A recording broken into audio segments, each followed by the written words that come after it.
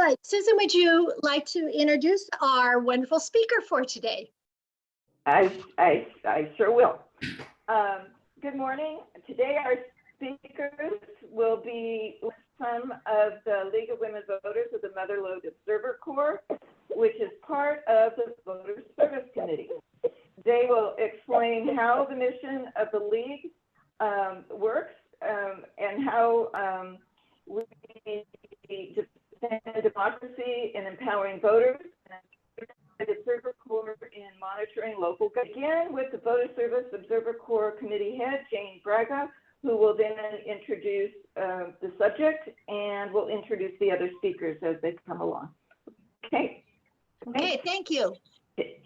Thank you, Susan. Thank you. Yep. First of all, I just really want to say how much I love ObserverCorps and the folks in ObserverCorps and what we do. It is it's a great group. It's a great mission, and I just feel like it's part of the meat and potatoes of the League. And the mission of the League is to defend democracy and empower voters. And transparency in government has been one of our core principles and a vital part of our mission since 1920. And this is exactly what the League, what ObserverCorps does. We're committed to open government and civic engagement, and protecting the citizens' right to know is an integral to the health of a democracy. And the health of democracy depends on each of us. And this is the mission of the ObserverCorps. The ObserverCorps ensures that citizens are aware of the decisions that impact their lives and promote government transparency and accountability. We go to the meetings, we go to government meetings, we note what happens in the meetings, and report back to the League, and through the League to the community. We attend and we monitor the meetings and to see if they're conducted in an open, transparent way. We follow if they're following the Brown Act, how they reach the decisions, how the decision with the issues in the community, how they're being addressed, and the process by which they're being discussed. The process is very interesting. Observers are nonpartisan, as is everything we do in the League, and so it's not a vehicle for members to promote an agenda. We are observers. That's the all caps. Except to introduce ourselves, when we first attend a meeting, we will introduce ourselves to the agency during public comment, and after that, we really don't comment. We don't provide public comment in the meetings. We take a lot of notes, but we don't comment publicly. We attend meetings to gather information, to keep the elected and appointed officials on notice. Our presence lets them know that someone is watching and what decisions are being made. We always wear our ObserverCorps pin. They know who we are. They, whether we sit in the back of the room or the front, they are very aware of our presence. And I think for the most part, they appreciate us. They do thank us. Currently, our ObserverCorps, we monitor the Tuolumne County Board of Supervisors and the Sonora City Council. Under the City Council, we also are following the Social Equity Committee as well as we can. And TUD, we touch on them. We're with the acquisition of water rights, we're following that, and then they will be doing district elections in November. They will start, and so we will be covering that. And now I had mentioned the Brown Act is a very important part of what we of the ObserverCorps, and Chris will tell us about the Brown Act. Okay, thank you. The Ralph M. Brown Act is a California law that guarantees the public's right to attend and participate in meetings of local legislative bodies. It requires that meetings of public bodies be open and public. The goal of the act is to increase government transparency. One of the responsibilities of our ObserverCorps is to monitor that the observed agencies are following the Brown Act. City councils, boards of supervisors, district boards, local legislative bodies, including boards or commissions of a local agency, as well as standing committees, are all subject to the Brown Act provisions. Among many other items, the Brown Act requires open public meetings except for legal issues and personnel matters, meetings to be held in a facility that's accessible to all, that the agendas are provided to all who request one, and that the agendas are posted at least 72 hours prior to a meeting in a location that's accessible to the public. And also that the agendas be on the agency's website. It also requires that public comment be allowed both on agenda items and on non-agenda items. And that the meetings pertain only to agenda items. Additionally, no more than 2 members of the agency may meet outside of the public meeting.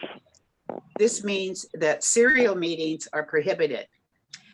Serial meetings are a series of individual contacts which result in information regarding members' thoughts on a particular matter communicated to a quorum of members.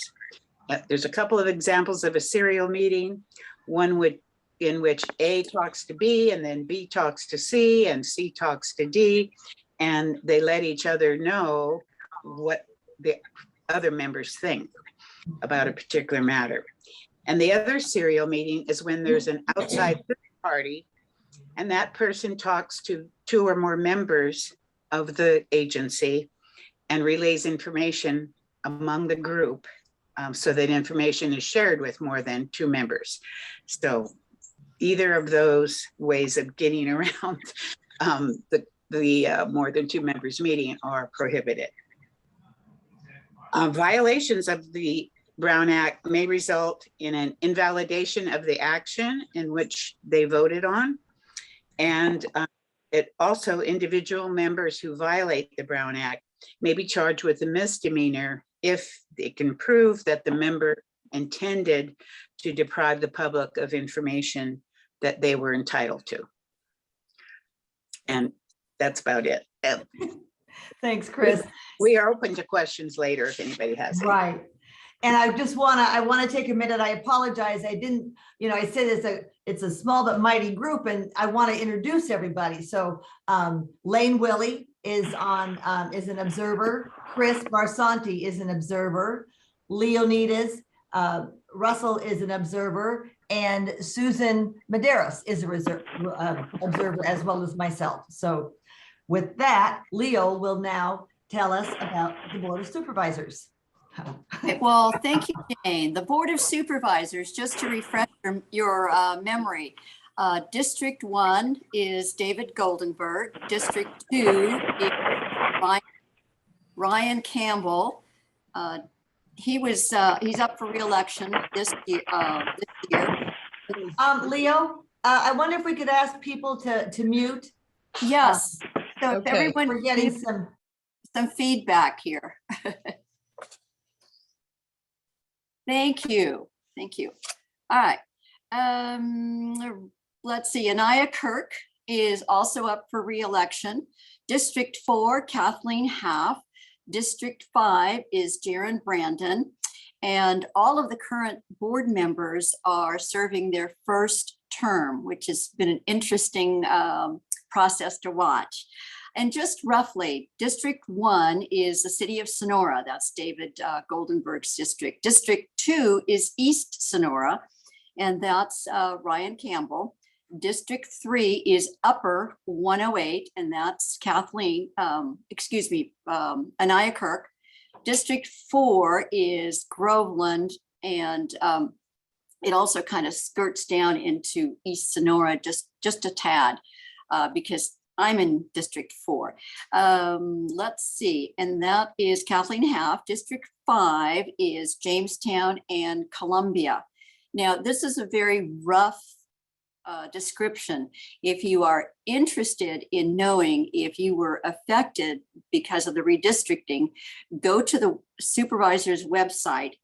You will find a link that you can just type in your address and it will automatically tell you what district you are in. The Board of Supervisors meets the first, second, and third Tuesdays of the month at 9 o'clock in the Board of Supervisors chambers on the 4th floor of 4 South Green Street. That's, I always call it the building behind the courthouse. And hang on just a second. All of a sudden the type got really small. Let's see.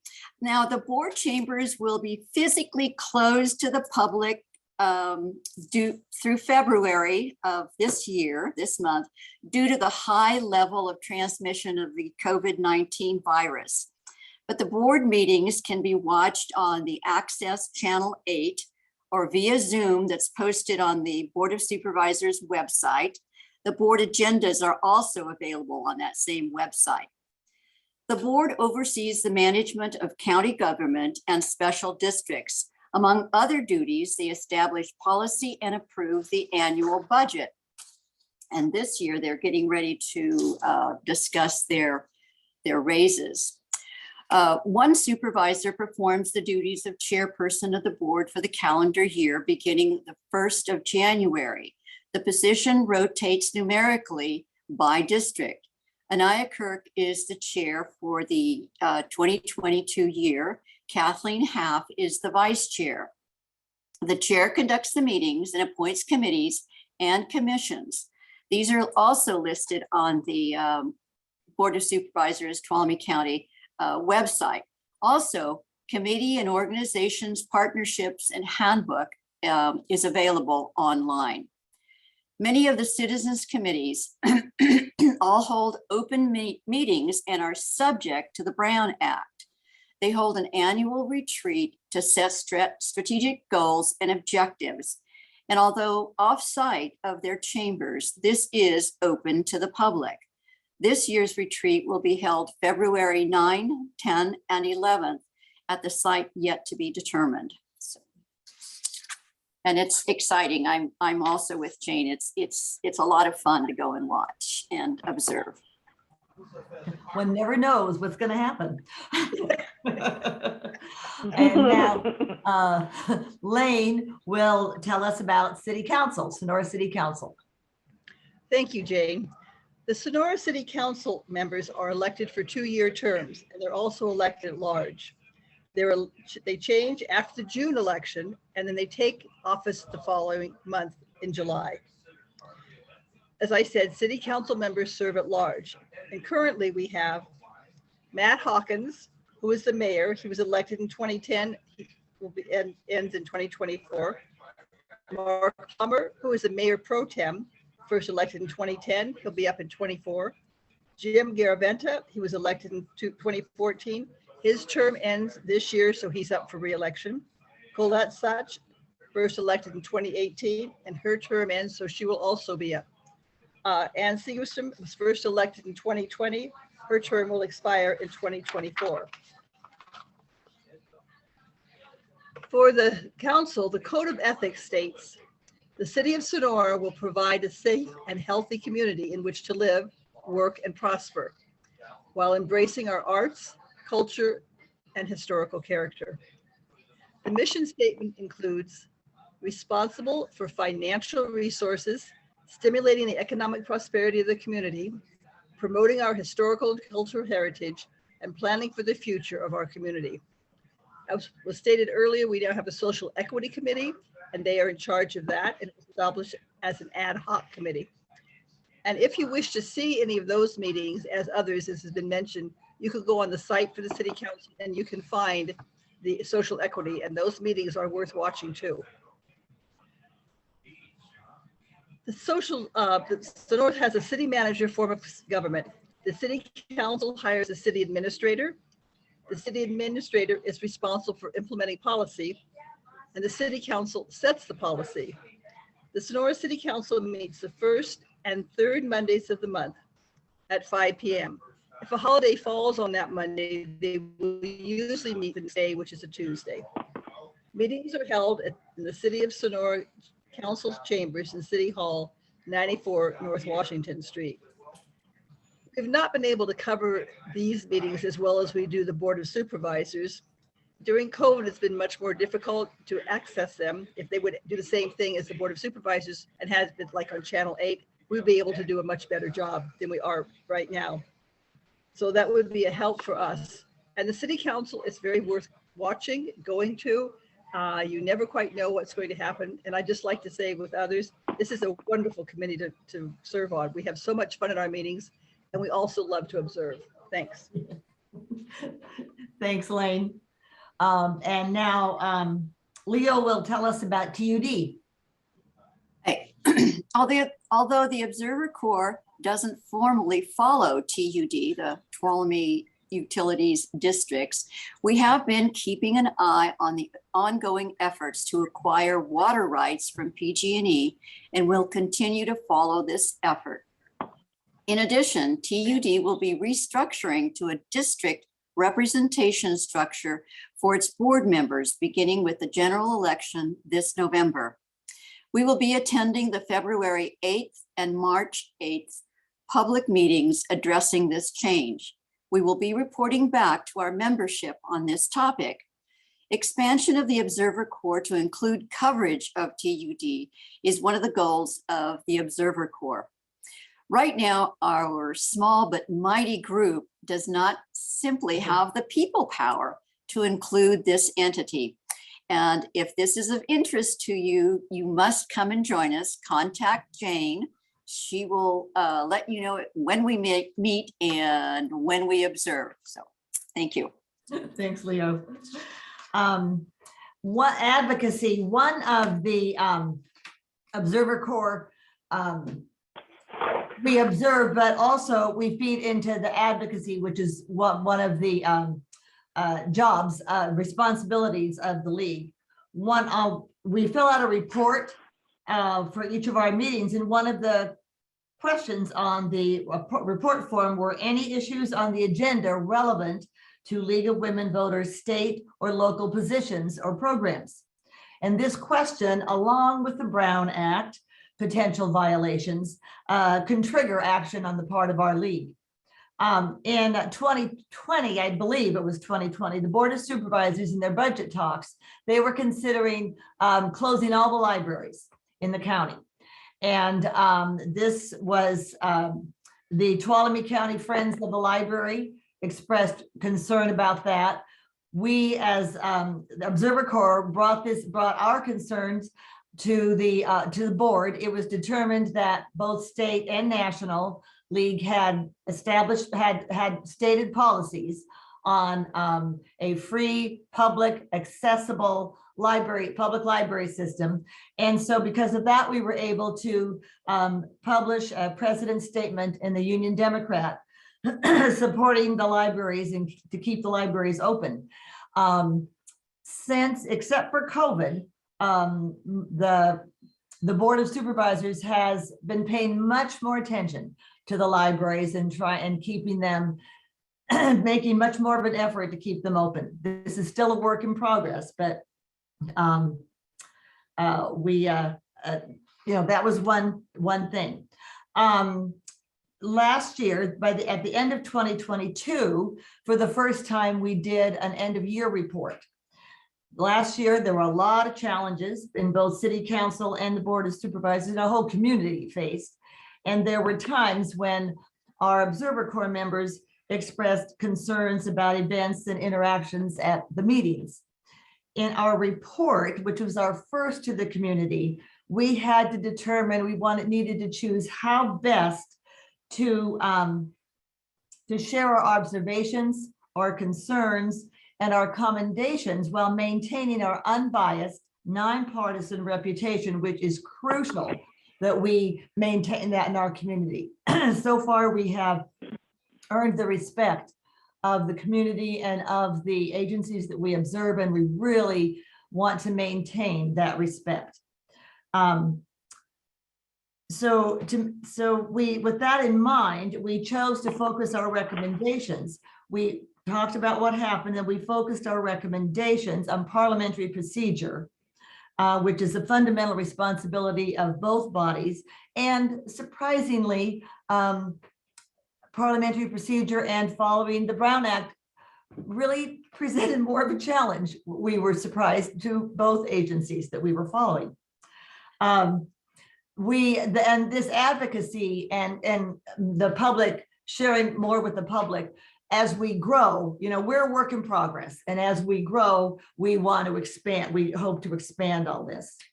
Following the meetings, we found really becomes addictive. You go to a meeting and it's almost like a serial TV show or a soap opera because everything doesn't fit. One meeting doesn't end the topic. And so it's like, oh my gosh, what's going to happen next?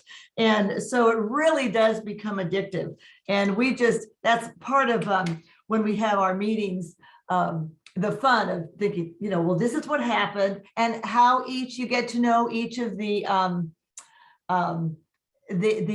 elected officials and how they react and how we think they're going to react and then how they surprise us with their reactions. And so it is truly a fascinating process. Speaking for myself, I love learning about our community, our city and our county. And as a child of the 60s, I firmly believe that each of us can make a difference. My vote matters. My participation matters. And so for me, that's kind of at the core of what I love about ObserverCorps. And so I like the other ObserverCorps members to share why they participate. Who wants to go first? Leo? Oh, okay, Oh. I'll go. I saw you unmute. Oh. My interest in local government started because my dad, as a naturalized citizen, participated in local government. He was part of the central committee of one of the political parties, and as such, made friends with several of my teachers from Sonora High. And that led a discussion in a history class with Tom Hollinger, bless his little heart, who uttered what I like to call the magic words, extra credit, if you attended a school board meeting, or I don't know if it was a school board meeting or a city council meeting. And I saw the power of the citizens' voice in that particular meeting. And that really got me hooked on speaking for, how could I say it? By making sure that my vote counts and that my vote really is my voice. So Jane is right, it's addictive, but it also is very, very powerful. So thank you, Dad, wherever you are. And thank you, Tom Hollinger. I'm still working on extra credit. Thanks, Leo. Lane? Yes. Mine basically started back in high school. I've never been good in sports. And so my parents said I had to get involved in something. So I chose city council, school board information type things I would go to. And then I decided I wanted to be on I really wanted to be student body president, but I thought that's not going to happen. So I got on every committee there was, and then I kind of did get elected. The last semester, I actually was student body president, and I really got to see all the things that were going on just within the high school. And then in a former life, I was married to a man who worked in the White House. And so we lived in DC, and I really got to see what was going on. And it was fascinating and kind of upsetting at the same time. And so at that point, I thought, I really need to become more involved. And so I really look at it that it's my responsibility to work on things that basically are local, and then state, and then our country, but basically try to do things locally, because I think that's where the change can be made. And again, I'm finding it fascinating working with this group. Thank you. Thanks, Lane. Chris? Yes, well, Lane reminded me that I was involved in student government in high school as well. I hadn't gone all that far back, but in any case, I have been involved in land use planning for over almost 30 years. I was on the Columbia Area Planning Commission for many, many years until we were dissolved by a former Board of Supervisors. And so I kind of, backed off for a while and then just decided, well, I know a lot about how it works, having been involved for all those years about how the county government works. And so I decided to join this ObserverCorps so that I could, attend meetings. And I'm really quite impressed with our current Board of Supervisors because they are really getting in there and tackling things that have needed to be dealt with for many years. And I think they're, even if I don't always agree with them, some of them, they're very conscientious and they do their homework and they're not just rubber stamping things. So so it is exciting and it's kind of fun to see their interactions. And our meetings, our group meetings are a lot of fun because we do a lot of laughing. So anyway, we could use some more help. So I hope other people will join us because it's really fun. So thank you. Thanks, Chris. Susan? I would just, it's interesting. We've never talked about how we started, but also I got excited about government from high school government class in senior year as well. Had a good, really good teacher and very enthusiastic and hands-on. And so that kind of started it. And also I was very interested in American government in my major in college. And then went ahead to, of course, do my career. And now with being retired, I was able to kind of come on back to this. And it's really exciting to learn. I was amazed at how much I didn't know about local government. Mostly was focusing on national issues or state issues, but it's really exciting to be involved with local government entities and getting to know the people as well. And I think that it's where, where you really see democracy in action. And, I just love working with this group. It's really exciting, and I hope other people will join us so we can expand what we do.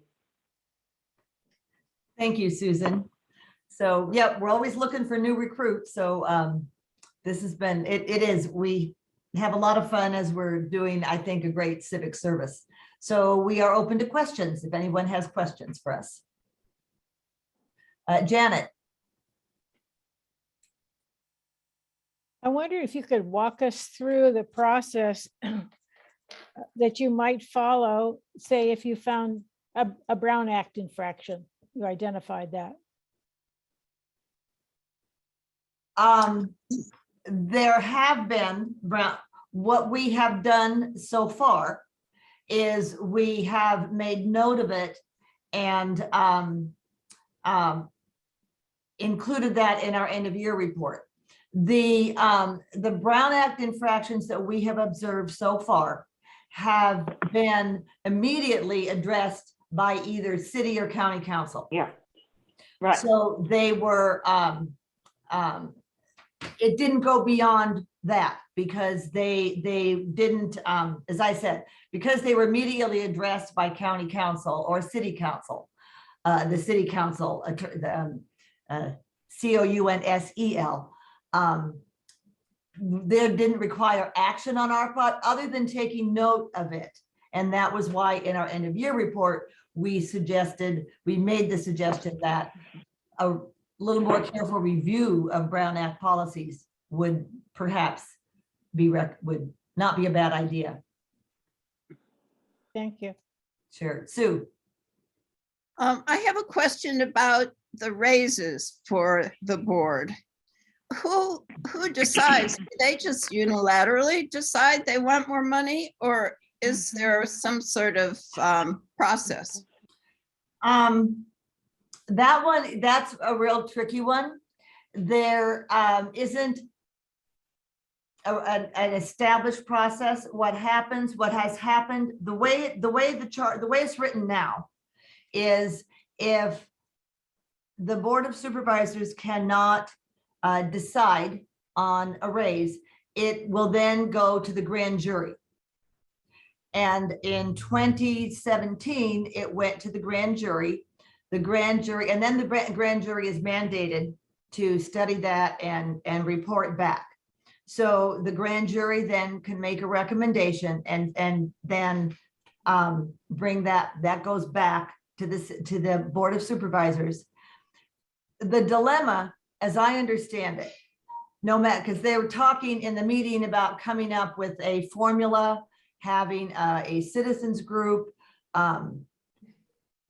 As I understand it, because it's a budget item, no matter who makes the recommendation, what formula they use, whatever suggestions are made for a raise, it's a budget item. And as I understand it, it will always come back to the board to vote on. So they are always going to have to vote on, they will always make that final decision. But as it stands now, the process is it's either the board determines themselves or it goes to the grand jury. Yeah, I noticed that they're proposing 3% per year forever. Yeah. It'd be nice if you could decide that you want to give a couple of them raises and not just a couple of them. No But I guess you comment. can't do that. No comment.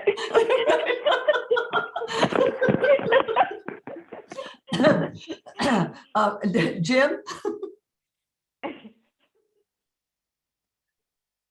So I have a couple questions. I used to do this 50 years ago when I was a young lawyer. But my learnings were that the Brown Act covers state agencies and something called the Bagley Act, who was an assemblyman, did local agencies. Has that changed?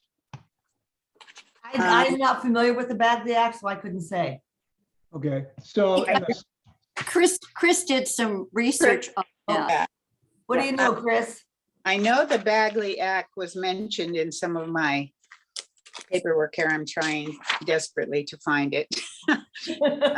okay, well, that's the way it used to be anyway, was because Yeah, no, these are definitely, these agencies that we monitor are definitely covered by the Brown Act because they do get Brown Act training. And when I was on the Columbia Area Planning Commission, I got Brown Act training as well. But there is something about the Bagley Act, and if I can find it quickly, I will tell you that. I'll look for it while other people ask questions, and then I'll raise my hand if I find something. The second question I have on this presentation was, I think it wasn't correctly stated. I think board member 1 can talk to board member 2, but they can't talk to more than one board member. And then board member 2 can talk to board member 3, and they get away with doing it that way. And that's the way it used to be. Now, maybe the law has changed, but they've got to be able to talk to each other in some way. And the way it used to work out was one member could talk to another member, and they could have whatever conversations they wanted privately, and they could have those conversations. But if they had more than 2, then it was a public meeting and they had to comply with the Brown Act. That is correct, excepting if board member 2 talks to board member 3 and relates to them what board member 1 thought about the process, then that is in essence a serial meeting. Yeah, well, unless they carry recorders around, you never find out what they talk about. Well, this is true. You know, you have to, they're kind of on their Scouts honor, you know, in that regard. But yeah, I did find this about the Bagley. It says who is covered by the Brown Act, local public agencies, those that I mentioned earlier. Who's not covered is ad hoc advisory committees with less than a quorum of the covered board, and most other nonprofit corporations. All other government agencies, e.g. state agencies, are covered under the Bagley-Keene Open Meeting Act. So primarily state agencies, it sounds like. We know the dates of these? Pardon me? Do we know the dates of when these were enacted? So I'm thinking the Brown Act may have been after the, it might be more recent. Check out the chat room. Nan put some stuff in there. Right. But anyway, well, we will see what we can find out about it, Jim. Okay, and a third observation I have, which is also an area of interest for the league, is how important teaching civics is in junior high school and college. Because if it doesn't get taught there, it doesn't happen. Right. Absolutely. 2004 Bagley Act Say again? says it was first enacted in 2004. The Bagley, is it Yes. state or is it federal? It's state. State. Okay. So that would then be after that. Okay, thank you. So we'll get more information, Jim. Thanks.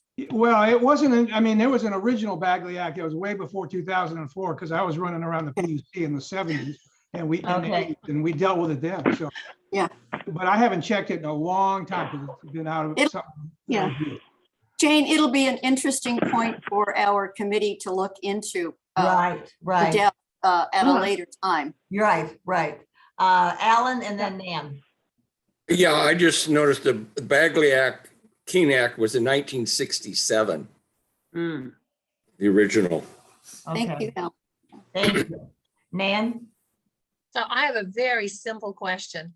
When I read the paper about the kerfuffle with the masking and the going to Zoom meetings, I thought that I thought that they were going to meet again as soon as the mandate for masking ended February 15th, but are they not going to meet in person until March then? What No. is the first date they're going to meet in person? Well, They did not make a date. Oh. I'm sorry. Oh, go ahead. The statement that Tracy Riggs, CAO Riggs, had on My Mother Load and in the paper said that the meetings would be closed through February, throughout the month of February. And then they would stay after that. And my thinking is because the next meeting would be, there's a meeting, the third meeting of the month is very close to the 15th. And that would be really, without knowing if it was going to be extended or not, it'd be too hard. It's just easier to say the rest of the month. And they didn't, and they tied it, her statement tied it to the rapid spread of COVID in our community right now. So that's why she said it was the rest of the month. Very political. Chris has her hand up, Jane. Oh, Chris. Yeah, the next meeting is February 8th and the meeting after that is February 15th. So, they couldn't open it up February 15th until Newsom decides whether he's going to extend it or not. So I think that's why she said till the end of the month. Yeah, thanks, Chris. Yeah. Oh, any other questions?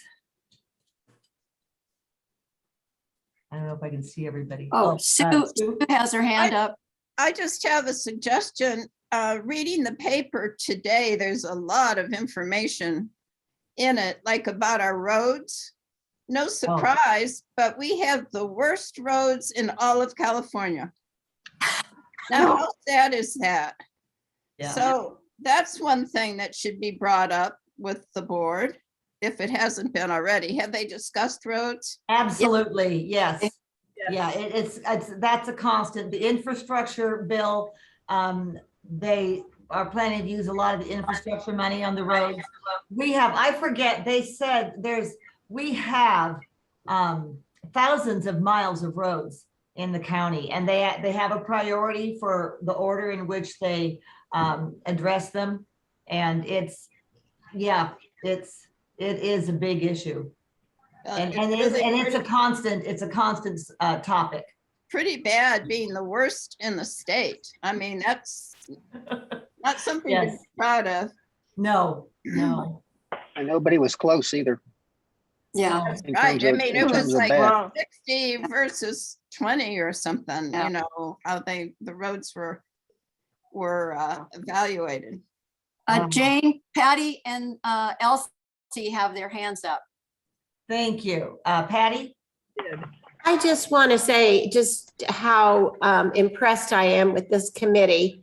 You folks have been steady at it and doing a magnificent job. And I reiterate what you said, which is what's happening in this committee is really the meat and potatoes of the league. So I hope lots of people will join. I know I want to do that if my life ever clears up.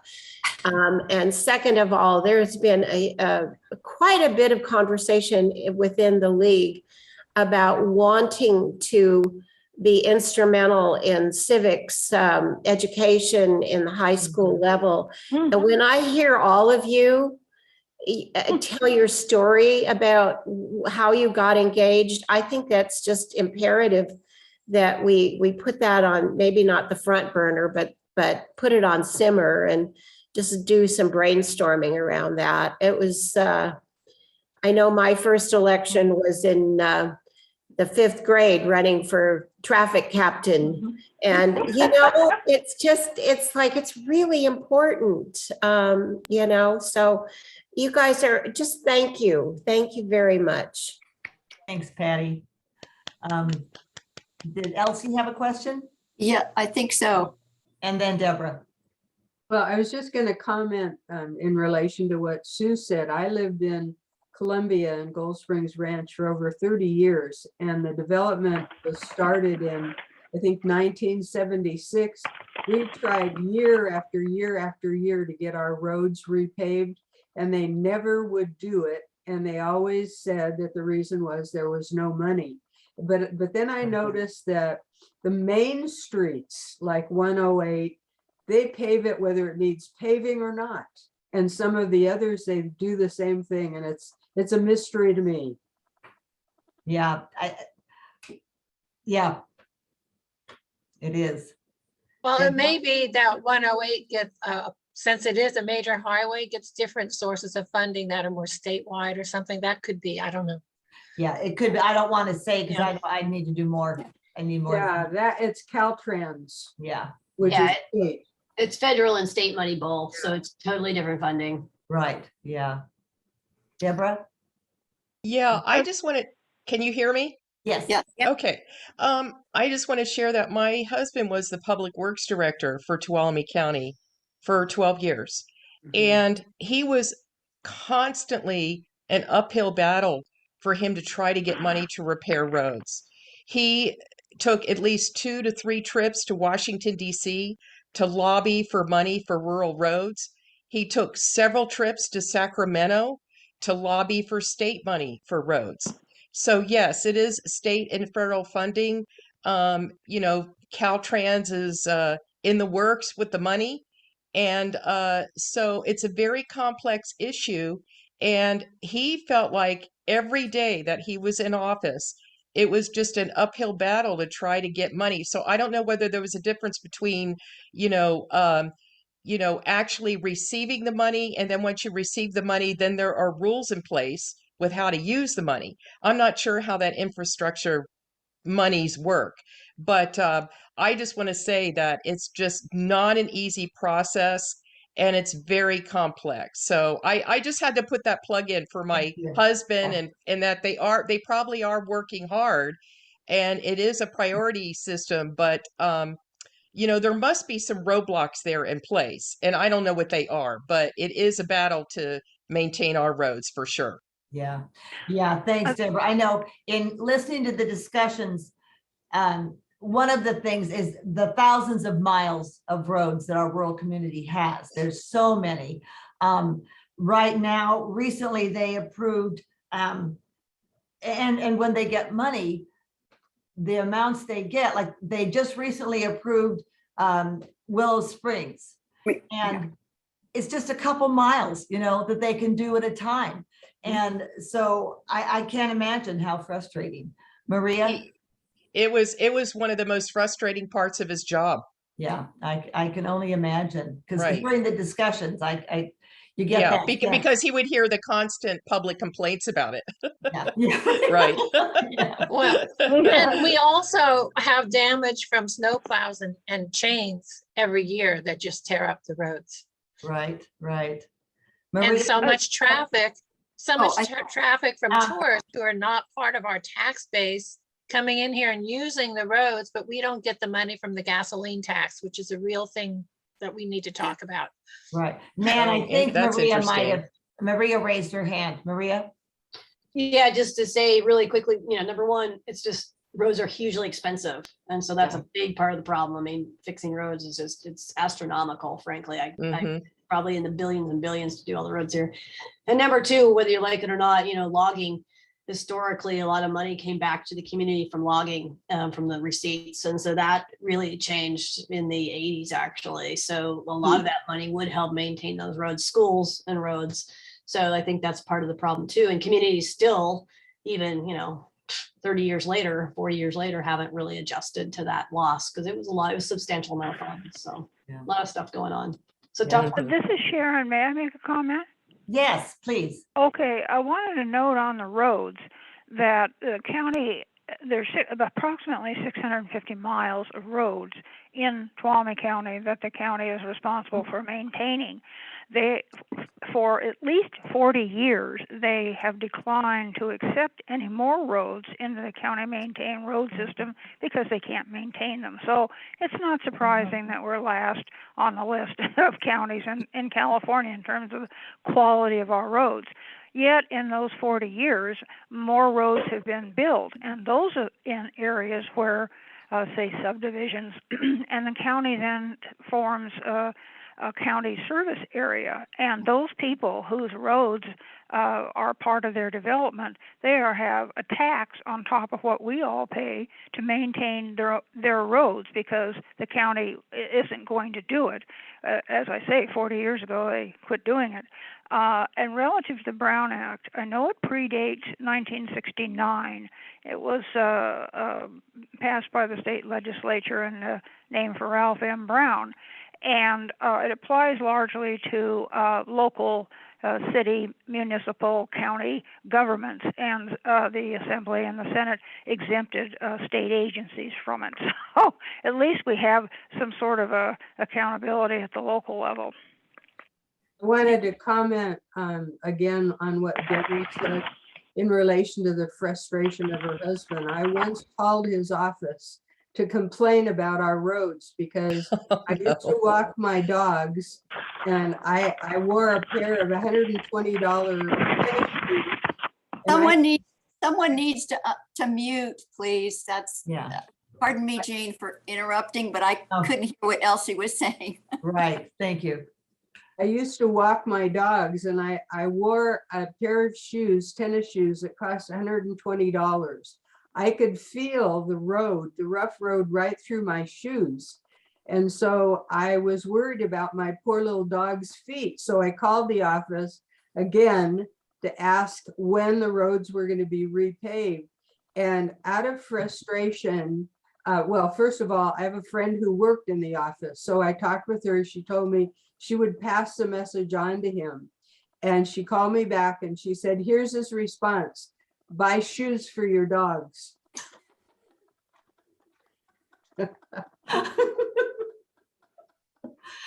Oh dear, yeah. Any more questions? Jim. Oh, Leo. So what explains why Tuolumne County is so much further behind all the other rural counties in California who have the same kind of problems? Why are we doing such a worse job than everybody else? I have no answer. I don't know. Well, I mean, that's been a sore spot for me, for example, in the things I've done. I'm going, how come everybody else figures this out and you guys won't spend any money on this or even pay any attention to it? It's a really a poor mark on our county government being the last in the state by a long shot. There's a lot of rural counties here that have figured it out a lot better than we have, And maybe somebody ought to start talking to the other rural counties and going, what the hell do you guys do? Because we're not doing as well. Yeah. Yeah. However, I don't think that's ObserverCorps. Chris? I was just thinking, you know, that would be a really good topic for our, you know, study committee, our program committee. Well, If when that comes anybody's up, interested. when we have the discussion at the, you know, the end of the fiscal year, then that would be something to bring up. Well, and the program committee's having that meeting, I think it's on February 17th. Yeah. So if people are interested in doing, you know, some research about roads, it would be good to attend and bring that up. Right. Leo? I want to be the last one to comment because I have a positive comment about the influence that our league has had on our community. So I want to end on a positive note. So I'm going to let Sue go first. Well, I was just going to say, I think some federal money is going to be coming in for roads and bridges. So maybe we keep our fingers crossed and we'll see some changes. One other thing too, I used to drive on Ward's Ferry quite a bit, and they had terrible potholes. And then finally one day when I turned off of Tuolumne Road, there was a sign, a road sign that said bumpy road ahead or something. So that was how they addressed the bad roads. Oh, well, thank you. And you know, looking at my watch, I think our time is just about up. So Leo, you want to? When we wrote up the end of the year report, one of the things that we had included was the parliamentary procedures. And I have been observing in several of the ad hoc committees that the Board of Supervisors has appointed citizens in. And two of which, interestingly enough, on their agenda added parliamentary procedures. Apparently, this is something new for the committees, but hooray for us. That's it. Thank you, Leo.